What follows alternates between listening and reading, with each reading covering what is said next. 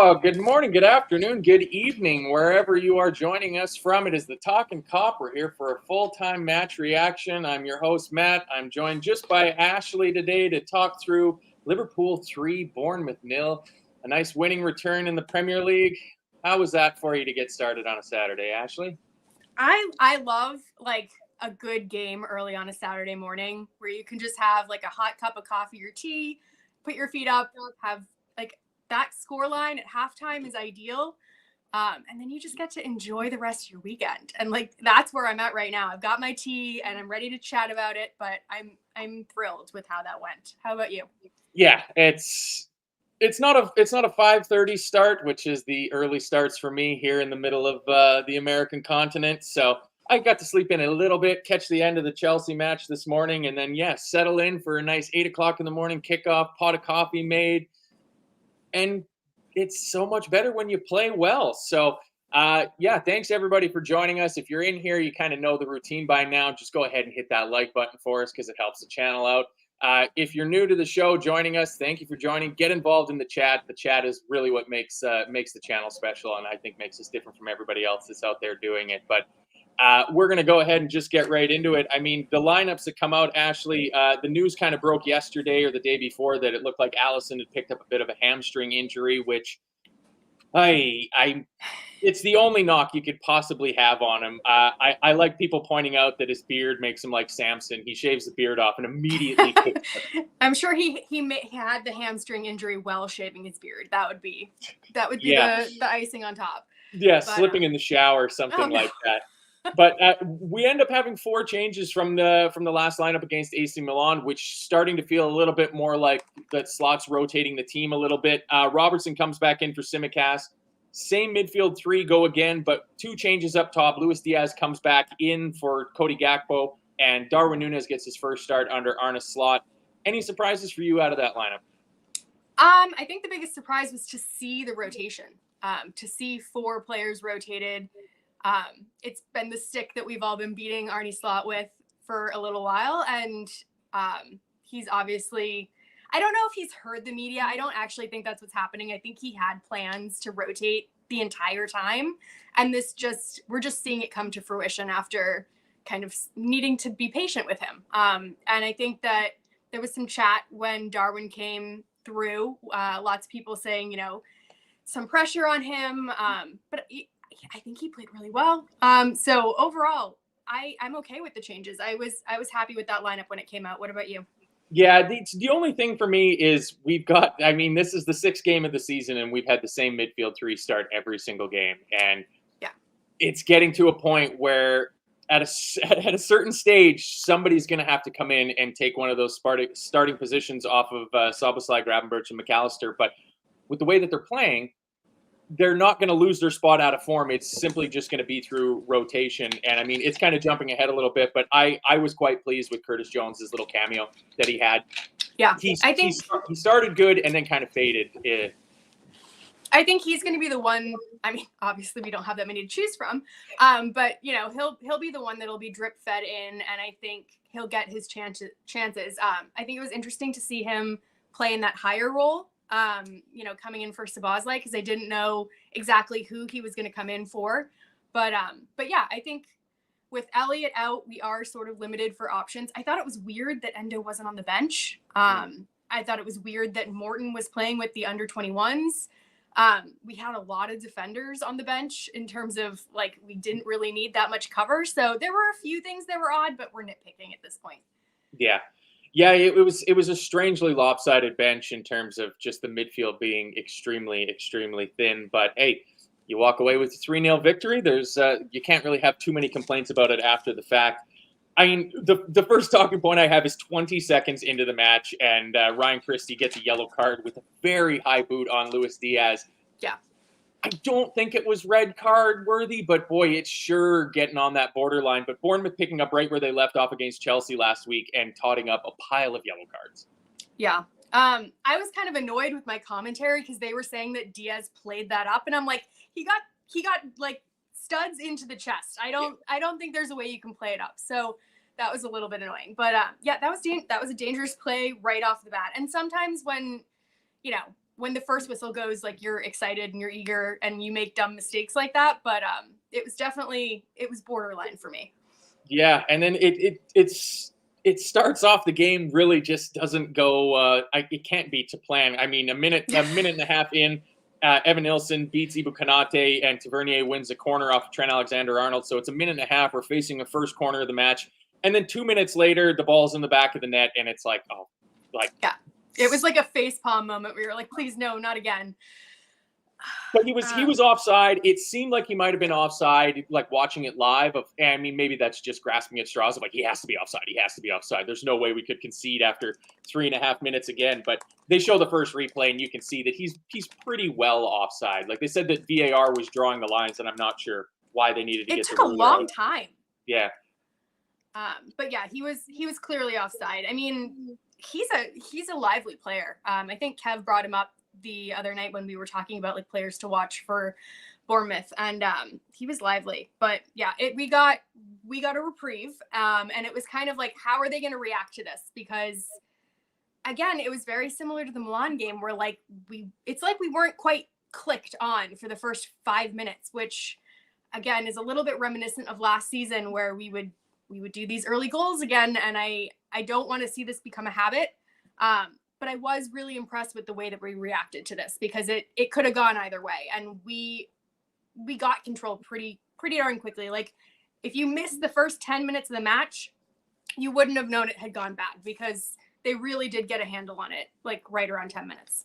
Yeah, and Karen B says Diaz is flying, and he was kind of central to the game turning around in Bournemouth's early spell in the first, 7, 8, 10 minutes. And all of a sudden, the game is entirely Liverpool's there. And it comes to the first thing I have positive for us. 7.5 minutes, Konate plays a great ball out to Robertson, which is foreshadowing something that's going to happen a lot during the game. Is I thought Ibu Konate's passing today was outstanding. But Robertson gets the ball to Diaz. He cuts in. He blasts a shot straight at Kepa. He tips it over. We get our first corner. And then Diaz links up with Mo. Szoboszlai shoots over. And then on the 12th minute, I mean, I wish Mo Salah would have scored this, because the ball from Alexis McAllister that he plays into Mo Salah on the 12th minute was outstanding, an outstanding bit of passing. But you could just see that we had settled into the game. We got over those early jitters, and the passing and the build-up, the style of play that Arne Slot wants from us was starting to come to fruition, and it started to feel like it's only a matter of time. Yeah. I think there's a few times during the game where it was like a McAllister to Salah almost perfect goal. Like I felt like I was watching Groundhog Day a little bit, but they really had a connection going today.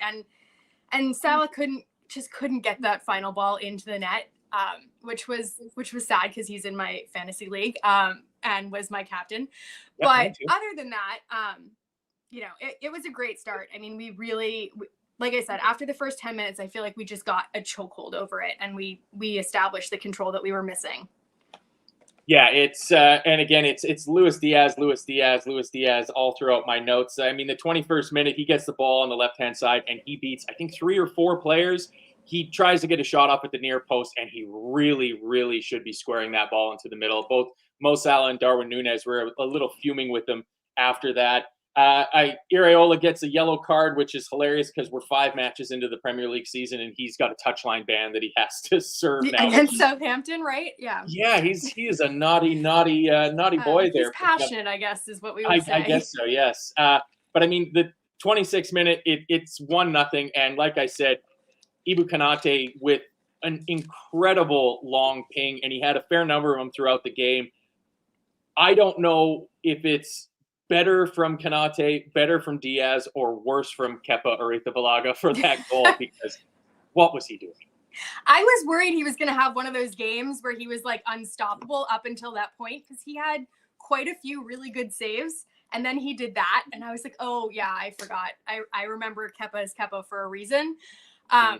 That he had no reason coming out for that ball. He didn't need to. He had cover. And he looked like an absolute idiot. He doesn't come well enough or quick enough or strong enough. And Luis Diaz gets the chest in front of him, rounds him, and then all he has to do is just not make an error. And it's a wide open net for him. I mean, there was a defender on the line, but if you can't miss a defender and put it into the box from there, absolutely fantastic play. And then my stream went a little bit wonky where I lost all video and had the audio. And next thing I know, he just says it's 2-0 Liverpool, and Diaz has scored again. It was like a blink and you miss it, and they definitely blinked on my camera feed as well. I saw it on the replay, and I could hear it happening, but it was one of those like, seriously, like right now, this is when it cuts out. Yeah. Yeah, and like watching it on the replay again, it starts with the ball with Ibu Konate at the back, and I'm starting to wonder if like I had shades because you saw it when we played against AC Milan, where we were happy to have Pavlovic have the ball coming out from the back because we obviously had more fear of Tomori passing the ball out from the back against Milan. So it was like, we're going to mark Tomori out of the game. We're going to let Pavlovic have the ball. It seems like Bournemouth was trying to do the same sort of thing, but with marking Van Dijk out of the game and letting Ibu Konate have the ball. And normally you would say that's pretty good because on the ball is not really Ibu's strong suit. Until today. Because, yeah, I mean, he fires the ball into Mo Salah, who drops it off to Trent, who just picks the ball up, and I think it was in our half, and just drives 40 yards. And we've got numbers, and it's such a nice change from last season. Like, first off, we're not conceding early. And we're getting odd man breaks where we've got the numbers and we're actually converting on it because Trent does everything right. He keeps his head up. He waits for the runner. Diaz keeps himself onside, slots the ball in underneath of Kepa. And you're the stats guru here, but I believe that ties Trent with Robertson for Premier League assists. I believe so. Yeah. Which is fantastic. I mean, I loved that season. I forget which one it was. It was maybe like 4 years ago where they were just going neck and neck with one another. And it was like their own little personal competition where they were one-upping each other every game. And I hope that they can reestablish that because that kind of camaraderie and playful like competitiveness, I think really keeps the team morale up. And I would love to see that happen again this year. Yeah. It's if that little bit of fullback to fullback competition just drives them on to be putting up the numbers that they were putting up 4 or 5 years ago in terms of assists, I don't think there's anybody that's going to be against that. But I just absolutely love the fact that we got that quick-fire bang double that, you know, you get that first goal, they're reeling a tiny little bit and just go out immediately and just sucker punch them and get a second one. And I don't think we've really done it, certainly not this quickly this season. But it was really nice to see because it's something of the old, like the prime Klopp teams that you would see is you'd get that one goal and then there'd be that tide of momentum that would shift and all of a sudden it would just be like bang, bang, bang. And then the game's pretty much done and over. You get that little run and end it. It was like a little blip of heavy metal football, which was nice. Nice to see that come back. I mean, there was lots of control. But to kind of see that they can still turn it on like that, and it literally, I think it was like 2 minutes exactly between the two goals. Yeah. And I don't think Bournemouth knew what to do, like, because they weren't playing particularly badly. You know, I think that we had control of the game, but I don't think they warranted being 2-0 down at that point, much less being 3-0 down. Like, we'll get to that. I don't think they warranted that. I thought they played quite well. But, you know, that's football for you. Yeah, I mean, them's the breaks. Yeah, I was actually quite impressed with the solidity of their press from the front, like in the early part of the game, because it was the 19th minute. Kelleher had to make a save against Semenyo after he dawdled on the ball a little bit too long, but that's because his easy passing options were taken away, and they were doing a really good job of pressing from the front. And as the game went on, and especially after we made it 3-0 in, I think it's an 11-minute span, we scored the 3 goals, and after we had that 3-0 lead, their press from the front was not even a semblance of what it was in the first, 20. I think they were directed to stop. Yeah. Because we kept going after, like, I mean, with the quick counters and stuff, I feel like they just didn't have the men back when they were doing those high presses. So I think they were instructed to do that at halftime because it was non-existent after that third goal. Yeah, I mean, it's probably a safe choice when you have to be concerned about pretty much every player in our back five, including the goalkeeper, just putting pinpoint passes, and completely cutting the midfield out because that both the fullbacks have that ability. That Virgil has that ability. Kelleher's passing today, with the exception of that one that led to the save he had to make against Semenyo. Again, he just shows the quality that he has with the ball at his feet. And then, I was so happy to see this passing quality from Ibu Konate, and a couple of times where he just went, I'm going to go for a little bit of a Matip and take the ball and just stroll into midfield with it. And if he adds that or arrow to his quiver, to get my metaphor correct there. It just makes him that much more dangerous of a center half. And, he's playing 6 games on the trot now. But let's get to the third goal, because, I mean, the player in the lineup that probably everybody was focusing on coming into it was Darwin Nunez. A couple of sub cameos where he's kind of flitted around the edges. He obviously got our first offside of the season, which was absolutely hilarious that it had to be him coming off the bench. I think it was even in the second game, so I don't think we were offside against Ipswich. I think it was in the Brentford game that we got our first offside of the season with Darwin. I'm sure he has a bonus for that somewhere. That's the strangest contract structure ever, if that's a payoutable bonus. But it's, again, another long ball from Ibu Kanate, and then a lovely little bit of link-up play between Darwin and Mo. Yeah. And Darwin did so much work to make that goal for himself. Did it come off of his back? I don't know, like the first pass from Darwin to Salah, it looked like it came from a very extreme, weird angle on his body. So I'm not really sure. But that finish, like it's one of those things. It's a Darwin moment where it's like you make everything that's simple look impossible. And then you make the impossible look like you roll out of bed and do it. No big deal. Because that finish, like he just stroked it into that far post. Like I think it kissed off the post, and it was just such a good goal. And the reaction from him, like you could see what it meant. Like he was practically in tears. And you can tell he's not like out of the team. He's not like, he hasn't disconnected. He wants to be here and he wants to succeed and he wants to score goals. And I think it's just a matter of him settling in with this new system, like having learned an entirely new system under Klopp, having to kind of do that a second time. I think that if we can actually make him come good, like that's going to be amazing to add that on top of the attack that we already have. So I was super pleased for him.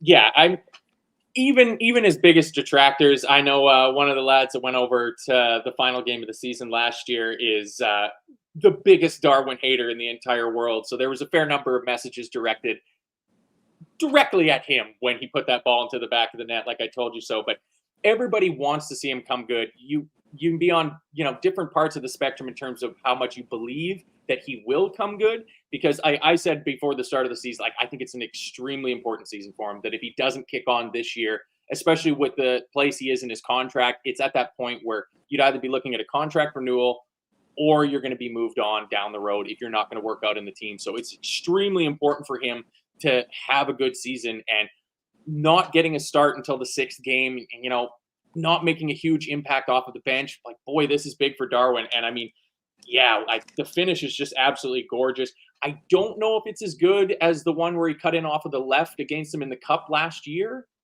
That was with his right foot, not his left foot. But I mean, it's absolutely, absolutely gorgeous. And like you said, you love to see that emotion from a player like that. You can tell that he wants to succeed with Liverpool, because I mean, if it doesn't work out for him, it's hard to see him going to a bigger club than Liverpool. I mean, as Liverpool fans, it's probably hard to imagine a bigger club, full stop. And then from there through the rest of the half, they really didn't have anything going for it. Just more strong play from the biggest and best surprise of the entire season, and that's Ryan Gravenberch. Yeah, there were a few charging runs that he made where he was so press resistant. Like I think he fended off 3 or 4 guys at one point in time and was doing these little swivels on the ball. And it's like they couldn't get the ball off him. They really couldn't, and he was just out muscling them. And you can see his strengths just shining in this position, and you can see that he is being facilitated by McAllister and by Szoboszlai, but the way that Slot has this system set up, it really makes him shine, because he has stood out every single game that we have watched this year. I can't remember him having a particularly bad game. Even the bad game against Forest, he was still one of the better players. Yeah, it's surprising. I don't think anybody, coming into the season of Ryan Gravenberch is going to play the number 6 for Liverpool going forward. And 6 games into the season, you'd be able to say that he's been our man of the match. And he's been our man of the match in pretty much every game. I think I gave it to Gakpo in the last game, but you could have given it to Gravenberch. I think I gave it to Ibu against Brentford maybe, but you could have given it to Gravenberch. it's really it's so heartening to see, especially when you try to get Martin Zubamendi in, but you can't overcome the allure of mountains and paella and world class restaurants in San Sebastian. But it's the use of his body in the middle of the park, and like that. I don't know if maybe it's just bias, but it's so Thiago that letting the ball run across you and just dip the shoulder, and it just sells the guy that's marking him just right down the river. But his picking the ball up and driving forward with it's such a game changer. It's something that, especially in the past, when we had that Brexit midfield, Wijnaldum and Milner and Henderson in there, even with Fabinho, it wasn't something that we really utilized under those great Klopp teams of having the ball come to somebody in the middle of the park, halfway inside of our own half, and they just go, fuck it, I'm running 30 yards straight forward. And let's just completely tilt this field. Like, it seemed like we used to do it more with, long switches going from fullback to fullback, or just pinging the ball up from Virgil to Mo, which we still do. But this is a new wrinkle in the system that really, Brian O'Halloran here says reminds him of Vieira. And as long as it's the player and not the coach, you'll absolutely take that all day, every day.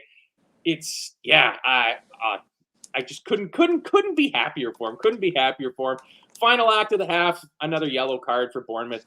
They are really, really going after all the yellow cards. But we get to halftime, and it was all positives for me. They had a couple of chances, but I didn't think there was anything really dangerous that they posed to us in the first half. No, there were definitely like a flurry of half chances. I think anything that they did have, like either Kelleher was happy to let it go wide, or he had it under control where the ball was really just coming straight to him. Like, he wasn't particularly worked in the first half, although there were some good saves in the second half. But I think we kind of just had them at arm's length up until that point. And obviously they were going to come at us and try to get one back, but I think it was very much within our control. I don't know about you, but that was kind of my perception of it. Yeah, it's weathering that early storm and not having to come from a goal behind and not letting them dictate how the game was going to play out. And they never really were. Like, they weren't going to come in and put in the low block system like Forest was going to. And again, like, you watch this match, and Bournemouth and Forest are probably at about the same level. Come the end of the season, you wouldn't be surprised if they're in a place or two of each other in the final Premier League table. But you look at the plan that Forest came with and how they executed it versus what Bournemouth came with today, and it chalk and cheese in terms of getting a result from it. But a change at halftime, they bring on Django Unchained Utara for Patrick Kluivert. Wasn't really involved in the game. Really, the only player in the first half for Bournemouth that I thought was good, and you mentioned it, and you guys talked about it in the preview show, was Semenyo. He's a dangerous little player. Yeah, he's got pace, and he knows how to beat a player, like, in and around the box. There were a few times where he did have the beating of some of our defenders. It was about finished product. Like, he didn't have the finished product today, and I think Bournemouth as a whole didn't have that finished product. But yeah, he looked dangerous. And then I think their subs helped. I think it added a little bit of a front foot action to what they were doing. But I also think that we chose to sit back, and we were like, we're good with this scoreline. Yeah. Well, we've shown that we're okay with the 2-0 lead and just keeping the ball at the back and not taking any crazy risks and not, putting ourselves at risk of being hit on the counterattack by trying to be too expansive and push for that fourth goal, which if you're up by 3, you don't really need that fourth goal. And you shouldn't be, even at 2 goals, you shouldn't be losing to Bournemouth, if you have a 2-goal lead. See what I did there? Yeah, nope. That was see what I did there? Yeah, we get into the second half, and like you said, like, they make the change. I thought Utara was becoming the danger man for them. He was going up against Trent, but again, it's another game this season where I think Trent Alexander-Arnold's 1v1 defending has gotten better, or maybe just the narrative is slipping a little bit, that it's not Trent can't defend, that he's taking on Utara 1v1. He's not getting absolutely skinned alive. And I don't want to be one of those body language experts or anything like that, but he's not loping around the field like he was last season. Like, he seems more switched on. He seems more active in his defending, and that's helping us keep, clean sheets. Yeah. Yeah, he definitely seems more engaged. I think I also think as a structure, the team is like not leaving him out to dry as much as the Klopp structure did. I feel like a lot of times it was just him out on the wing, like one-on-one defending with absolutely no one to cover him. I mean, maybe there was Ibu like every once in a while if he was playing. But with this, I feel like because the whole team is tracking back, and it was something that you saw again today. Like I think Darwin was particularly good tracking back. But because you've got all of these players in red coming back to help the press and to help kind of stop all the attacks, I think that it helps Trent. I think it helps him. Like he has players there that he can kind of get out of jail with like a quick pass or something like that. So I think it's not only him improving, and I definitely think he is, but I think it's the team structure around him that's also helping him. Yeah, it's everything. I mean, I'm liking the Arne Slot revolution. I mean, it's more of an evolution, not really a revolution, but it's all well and good. I mean, 61 minutes, we get Curtis Jones coming back. I think it's his first minute since his injury. In for Szoboszlai, who had another good game in terms of being up top there. I know our Irish listeners that had the joy of listening to Kenny Cunningham were talking about how the pundit in chief was saying that role just doesn't fit Dominic Szoboszlai.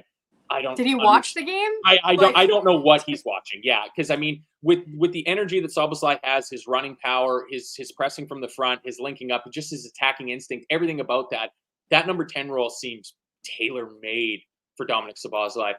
But it also feels like it's probably the role that Curtis Jones wants as well. Yeah, I think Curtis has the creativity to do it. I think it's whether or not he has the engine to do it, because Szoboszlai has been up there in the stats. Like he's been the number one runner most of these games. And I don't know where Jones's fitness is, particularly on the list of LFC players. Like I don't know where he falls, but like Szoboszlai is continuously running his socks off. So if Jones can do that, I think creatively he absolutely has it in his wheelhouse to do that role. And it was interesting to see that that's where he came on, because I think there's been conversations about him coming on maybe in the deeper role. So it's interesting. I don't know. We don't have that many options in midfield, so he might have to be that jack of all trades player that can come in from multiple positions. Yeah, and I mean, if Ryan Gravenberch can learn how to play this number 6 role in a pretty short amount of time, you'd like to think that Trent could do it too, but you'd like to think that Curtis Jones could play in that double pivot as well. And then if you've got that kind of takes some of the pressure off not having that dedicated, born and bred number 6 that's in there. After Jones comes on, I mean, it just felt like, with the exception of Bournemouth getting an avalanche of corners. I think they ended up having 9 corners in the match, which they never really threatened from any of them except for one, which we will get to. Not a lot happened. And again, that's just the control that we're having in the games. Again, I said it after the Milan game. I'm starting to get used to it now, of not feeling like, do something, of just, we'll keep the ball, we'll pass it around. We're not going to give up any stupid opportunities. Again, Gravenberch was in all over the place. 67 minutes, I mean, Alexis McAllister puts in one of the most beautiful slide tackles you will ever see. The ball ends up coming to Darwin Nunez, and he should just absolutely smash it like he's prone to do in other situations. But he tries to lay the ball off to Mo. Mo's shot's a little bit too weak. And I think that brings us on nicely to have a little talk about Mo Salah. I mean, he gets the assist for Darwin's lovely goal there to make it 3-0, but not a great game from Mo, was it? No, he's kind of had a bit of an off 2 weeks. I think he's working really hard, and I think that where we think Mo needs to be every single week is stratospheric anyways. So when he has a bad game, he's just playing at the level of everyone else, but that kind of stands out because he's normally so incredible. But he's working hard. I just think his shooting radar, or whatever you want to call it, is just slightly off. A lot of soft shots. He seems to be going for that near post a lot, trying to squeeze it by the keeper, and the keepers seem to be reading that quite easily. So it'll come back.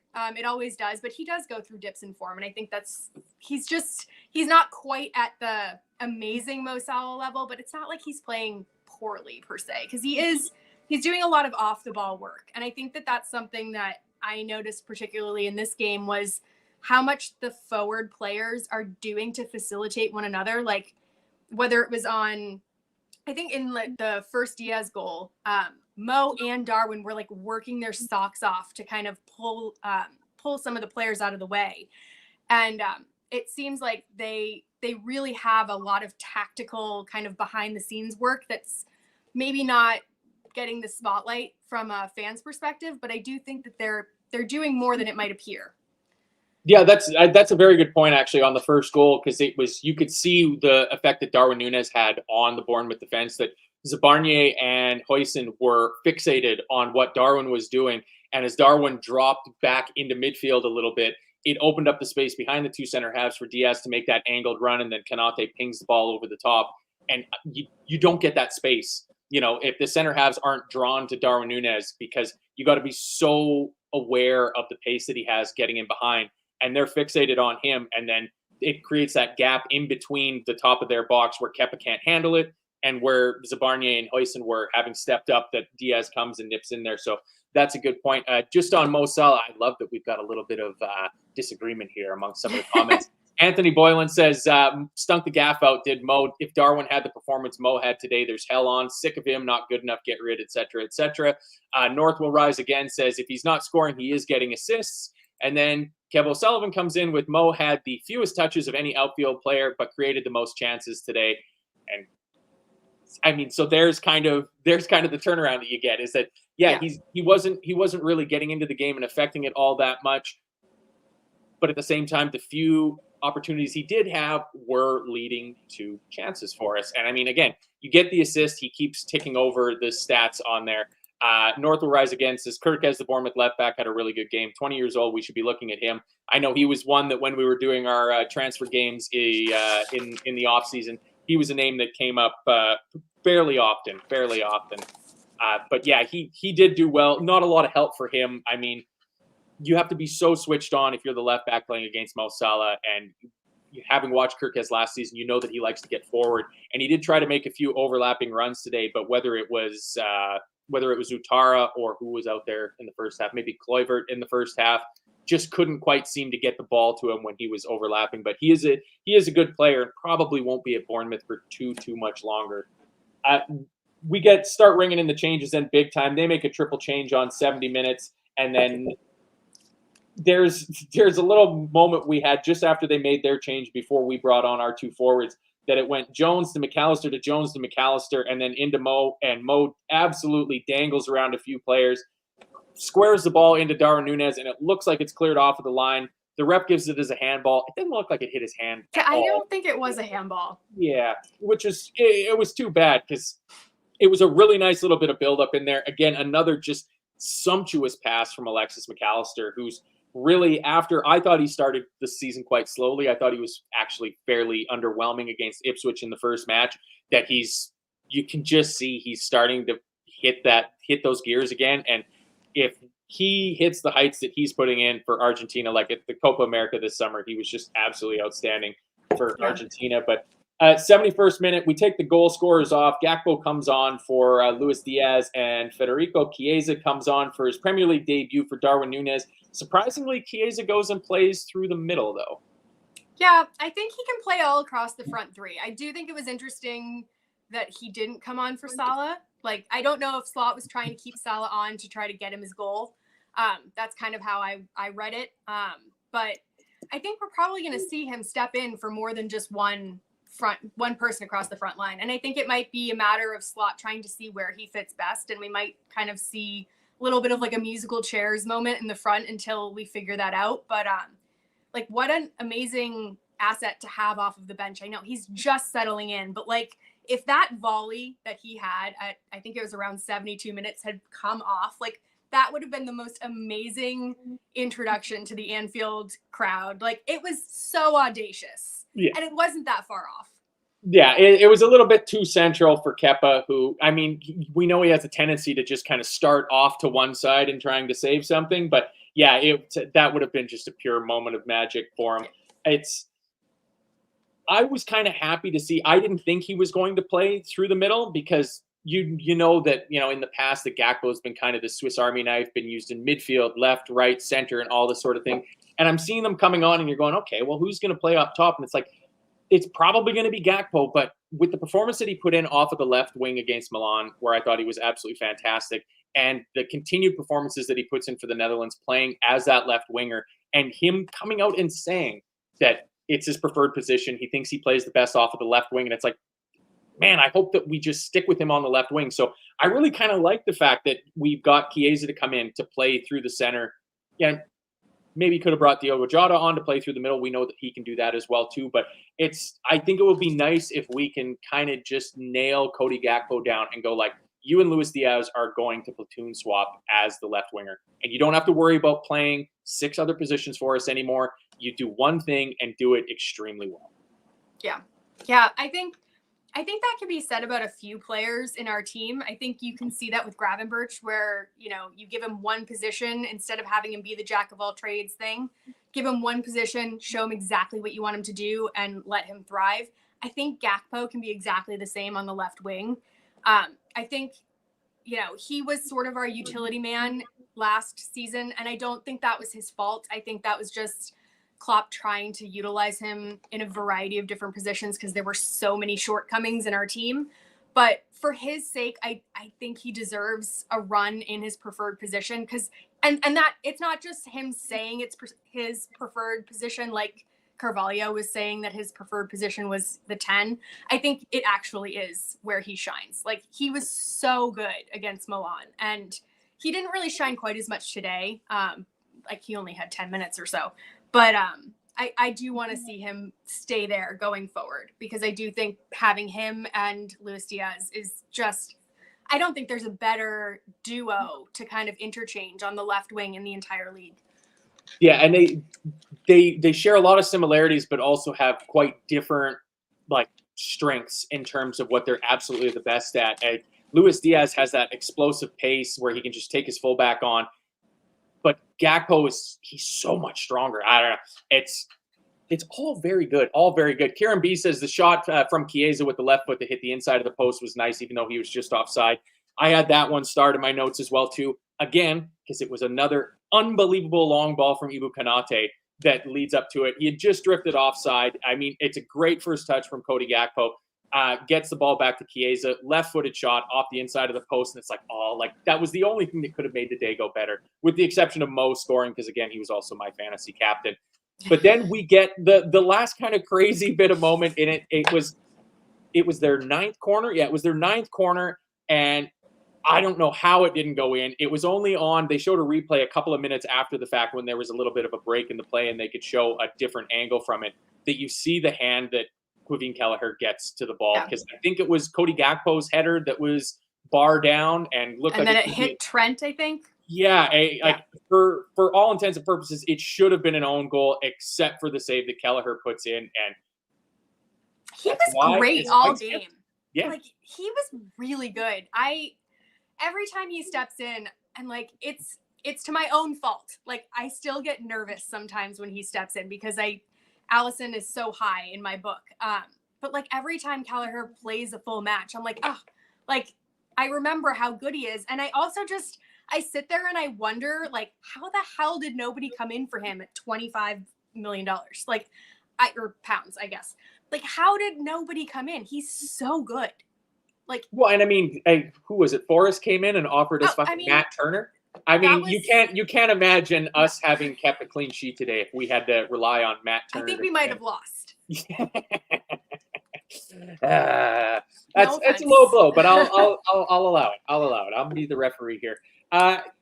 There was another one too that he had a good save against. I think it was Utara at the near post. Oh no, it was Sinistera. It was just before that corner, actually. I think it was in the lead up. It was what led to that corner. Sinistera seemed like he was offside. It wasn't called on the field. He gets a good dribble on the left-hand side. It was about the only time that one of the Bournemouth players really got the best of Trent and Konate on that side. And Kelleher makes a strong save when Sinistera goes for the near post, and then he follows it up with that clearance off of the line. So, yeah, it goes to show the value that we have in our backup goalkeeper. And if you don't want to meet that valuation from it, then I think they're just going to let him run his contract out and he can go find another team on a free, because if you're not willing to offer us 25, 30 million pounds for this goalkeeper, I don't know what you're looking at. I mean, Brian O'Halloran, he says far better than Vicario. Spurs should have gone for him a year ago. I agree with that. There's something to be said for that, because, yeah, as good as Vicario started last season, and he seemed like he was just this dynamite signing that Spurs had picked out of nowhere, towards the end of the season, you really saw his weakness, and one of those is from defending set pieces, and yeah, just not looking good for them. The game kind of peters out after that. We don't need to push. We've got control. There's, they kind of threaten a little bit. Like I said, they had a litany of corners to kind of finish the game off with, but in the end, it's a comfortable victory. 4 out of 5 clean sheets in the league. We've only conceded 1 goal in 5 league games, 2 goals in 6 games overall. 3 goals, helps boost that goal differential up a tiny little bit. We're getting another name on the score sheet in Darwin Nunez. I think that's 4 or 5 goals in 5 games for Luis Diaz now. I think he has 4 now. Yep. Yeah, and somebody said that he's like a third of the way to his goal total from last season. So I mean, well, that's what we wanted. I mean, like we all said, if he could add goal contributions at the end of his, like if he just needed the end product, and it seems like Slot's somehow been able to bring that out in him. So I am thrilled with the fact that he didn't leave, because we were all going to sell him, and we had him out the door, and we had his dad's suitcases packed and his visa was gone. And I'm so glad that he stuck around. Yeah. And I mean, I'm pretty sure, I think every single one of us that played our little purse strings game in the summer had him sold. And because it just seemed like he was going to agitate for the move. And, he came out at the last international break and said, I need to be playing, number 1. I need to be the starting goalkeeper. It's like, yeah, but we also have an issue where we have the world's best goalkeeper. So you're never going to overtake him on form. But he also picks up a few little niggly injuries. So why don't you just stick around, because you're going to get game time. And he's proven his value again today. And that's why we don't let him go on the cheap. And you don't trade him for a player like fucking Matt Turner, because that would be absolutely, absolutely disastrous. Or, James Young Trafford or anybody like that. Who did you like for man of the match today, actually? I think a few of them could have done. I'm going to give it to Ibu. I think the easy target is to go for Diaz, because he got the double. But I thought Ibu had a great game. Like, I thought he played a big role in creating those games, or those goals. I think that there was like one moment at the very end of the game that we didn't touch on. I think it was like 92 minutes where he made a double block, and then he celebrated with himself, like that he had, I don't know, it was almost like he had scored a goal. And that to me was just the epitome of his entire game. I was really, really happy with him. Yeah. It seems like, I mean, with the exception of Anthony Boylan saying Darwin man of the match for him, but other than that, I mean, Chris Goldie, Red Armchair supporter, Gar Mack, all giving man of the match to Ibu Konate. Sam Tandy going with Alexis. Another very good shout. I think Gravenberg could have given, you could give the shout to them. Obviously, it's always hard to go against the guy that scores 2 goals, but I'm in agreement that it was Kelleher. Or not Kelleher. I'm reading Gucci'd Up's comments here. Kelleher was great too, though. Kelleher. I'm going with Konate as well too. I mean, even in the first 3 minutes, I think he won 3 aerial duels in like the first 2 or 3 minutes. And you see the strength that we have defending set pieces. Like I said, they had 9 corners. They didn't really threaten except for one that we almost put into our own goal. Not a huge team Bournemouth are, so they're never really going to threaten from those set pieces. But it's the strength, the pace, the positioning that he's always shown, but then adding that offensive threat to it is just like, it makes him such a perfectly well-rounded player. And it seems like he's staying fit. So if he can, and Karen B says the exact same, he just needs to stay fit. Like, if we can get a good, solid season of Ibu Konate not missing an extended period of time through injuries, then we have some center half partnership. Because again, like Virgil van Dijk, another just solid game, just ticking along. Like, I think we went through talking about the whole match, and I don't think we mentioned his name once. Yeah. That's okay. But you know what? Like, he was just kind of silently working in the background. He was doing his thing. Like, I think that was the good thing about this game. Like, nobody stood out in a negative way.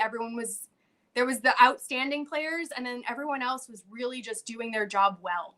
And Virgil kind of fell into that category. And I think because he was doing the hard work, Ibu got to shine, which was great.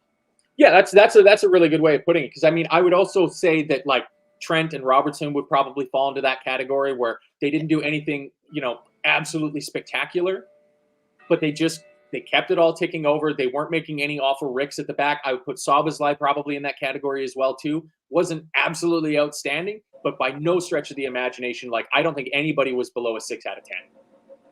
Yeah, I agree. I think they all had really, really solid games. Yeah, and Scouser Pete saying Virgil being anonymous is an extremely good sign. It's like when you talk about NFL football, if you're not saying the names of your cornerbacks and safeties, that's a good sign because that means they're not getting beat and you're not giving up touchdowns and things like that. So Anthony Boylan, it's bang on. Clean sheets are the best feeling. Virgil loves clean sheets. He absolutely loves clean sheets. They worked hard for that clean sheet too. Like I genuinely think that Bournemouth will go away from that being like, how did we not score?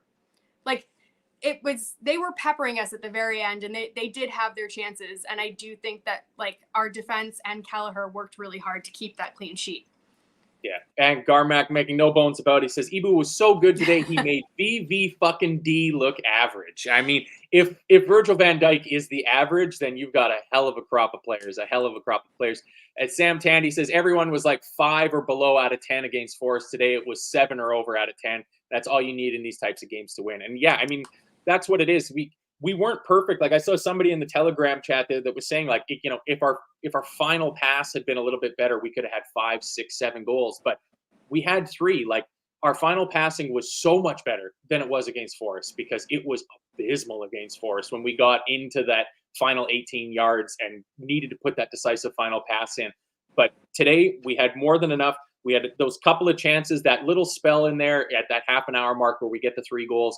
And if you just take your chances and you don't waste those opportunities and, you waste those opportunities and then the air gets sucked out of the stadium and everybody kind of gets down on themselves. But instead, I mean, the power of scoring a goal, it makes all the difference, just want to have a little quick chat about some of the other matches that were on today. But before we do that, I'll remind everybody, as always, we're still continuing to raise money for the 2 charities that we've picked out to help out this year. Trying to raise money, 10,000 euros for fan-supporting food banks in Liverpool, the Lighthouse Cafe in Dublin, both providing meals to people that are food insecure.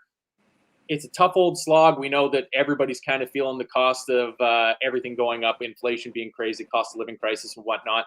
If you can donate a couple of quid to that, that would be absolutely fantastic. Look at me saying quid. Come on.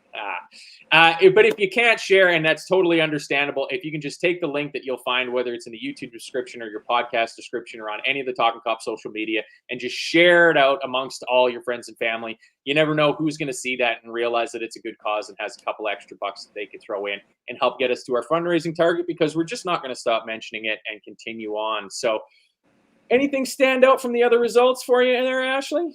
How did Everton do? They didn't win. I mean, the one thing that stands out is we are top of the table right now, which I enjoy very much. I like that. Yes. I think I had the Aston Villa game on in the corner and they were down like 1-0 to Wolves for a while. And I was like, what is going on here? Like, I absolutely thought that they would walk all over them. And in the end, they did. But they did struggle for like, I want to say the first like 60 minutes of the game, which was interesting. And then they just absolutely put them to bed. So just sort of like another indication from Villa that they're not going away and that they are, I think, going to be like real competitors for top 6, top 4 positions. Yeah, they've had, I mean, especially Morgan Rogers has been kind of a revelation because I can't say fantastic. I knew really anything about him. And I see here, it looks like he got 2 assists today. I mean, yeah, Watkins gets the leveling goal in the 73rd minute. Konza gets the lead in 88. And then hungry like the Wolf, John Duran, who is just on an absolute tear to start the season, makes it 3-1 in the 5th minute of added time for them. And yeah, Brian O'Halloran pointing out Fulham beating Newcastle 3-1. I mean, Newcastle, they haven't been great. Like, no. I don't know. I haven't watched a ton of them, but I mean, Eddie Howe's got to be under a little bit of pressure. Yeah, and that's what Brian said in the rest of the comment there. Like, if he doesn't finish in the top 4, they've got to move on from him. I've never rated him as that level. Like, if the Saudis want Newcastle to be that team that, becomes the new member of the top six or the big six or the top four or whatever the crap it is. I just don't think he's the manager for that. This is some disappointing news that I know. you I just shared. saw that. Yeah, Loney Callum Scanlon has been forced to return from Millwall due to a stress fracture in his back. So yeah. So it's a very similar injury that Calvin Ramsey and Connor Bradley both had. So it's kind of one of those things that it seems to happen right around that age mark with all the game time. So it's disappointing for him. They're saying expected to miss 4 months out, but will be assessed at the AXA after about 6 weeks of recovery. So yeah, it doesn't look like he's going to be getting a lot of game time this year, which is unfortunate. Yeah, that's too bad because, I mean, I know at least Lewis Kumas seems like he's having pretty decent time of things on loan at Stoke. Looks like he's leading the line for them, too. I looked at their lineup they had in the Cup there the other day, and he seemed like he was down as the center forward. So, I mean, that's good to see that some of the loanees are doing okay, but you never like seeing some of the players get injured. I don't know if I missed some of your post-match. They've kind of only been coming out recently. Well, there's Slot talking about Kelleher. He says, we have to give him credit because he made some very good saves, and I also like how we defended in the end phase of the game with the blocks we had. It's nice to have in that position more than one quality player. Virgil says, very happy with the clean sheet, 3-0, and now we focus on the Carabao Cup. And then there's your thing. Yes, so Trenton Robertson tied for most assists by a defender in Premier League history with 59, which is absolutely fantastic. They're so good. And then Arne on the traveling Liverpool fans in Milan says, seeing so many of you up in the gods spread across an entire stand was a wonderful thing. The support we received was incredible. If he thinks that's high, you should see the away fans in Barcelona. Continues to say, even though you were so heavily outnumbered, you really made yourselves heard, and this definitely helped our performance. I mean, yeah. I think today, actually, that's something to mention. Like, Anfield sounded really good on my feed today. It was compared to Forest, and I can't tell what they do with the broadcasting and whatnot, like whether or not they turn the sound up. But like today, it sounded really good. And especially at that point where the goal was disallowed, it immediately like spurred the fans on even louder. And I wanted to point that out because I know there was a little bit of criticism about Anfield last week. And this week, it seemed like there was a big improvement. Yeah, Anthony Boyland is echoing that sentiment as well, says the atmosphere was definitely better today. From a little bit earlier, Garmax says we could play a fully changed 11 midweek and still batter West Ham. They're so bad. Yeah, not a great performance from West Ham. By the time I woke up, because again, those games start at 5:30 in the morning for me. By the time I woke up, it was 2-0 to Chelsea. It was like, holy, yeah. I feel like they might be missing Moyes and not saying something. Like I genuinely do think that they didn't realize how good they had it. Like I just don't think he's I don't think Lopetegui is like the right fit for that team. Don't it always seem to go that you don't know what you got till it's gone? Paved paradise and put up a parking lot. But I can tell you one thing that was not a parking lot today, and that was our attack in the first half for an 11-minute spell because we absolutely ran riot over Bournemouth and ended up walking out 3-0 winners at Anfield. Yes, Goldie, yeah, that is Joni Mitchell. She's from my home province. She's an absolute Canadian icon. Anything else before we get out of here, Ashley? No, I think that's a wrap on a very successful Saturday morning. Yeah. What song is that for? I should know the name of the song. I know the lyrics. Sorry, Karen, I can't tell you the name of the song off the top of my head. It's like doing a quiz. You get the pressure. You wrote it down on a piece of paper and gave me a half an hour to answer them. I'd do it all well and good. I did notice somebody there. I can't remember who it was that said that they'd expect Areola will be the. Isn't it Big Yellow Taxi? It might be Big Yellow Taxi. I think yeah, that's what it is. Yeah. Is somebody in there said that they fully expect Areola will be the manager of Newcastle by the start of next season, which that would be an upgrade. Show. Yeah, that would be a half decent show. I'm not sure Anthony Lade is asking if there's any score in the Palace Man United game. No, I don't imagine that there is. I just checked. Yeah, it's still 0-0. So I think it's about halftime in that match, so everybody can go off and get ready to watch the second half of that, and everybody can have their fingers crossed and hope they're Crystal Palace to walk out a nice victory. And Gar, I'm not sure when you're going to be presenting next. It's Gav didn't have the option of a viewers call-in show today, but I love the fact that you got the bug now because it's fun to do, isn't it? See, this is all you other members in there. You need to get on to these call-in shows because let Gar tell you that once you do it, it's kind of fun. It does, like the fear factor goes away after you try it. Like I don't know how to explain it, but yeah, once you come on and you kind of get over that like little hump of trying it, it's really fun and it's really entertaining. And we just like to put names to faces. So it's nice to see everyone and get to know everyone a little bit better.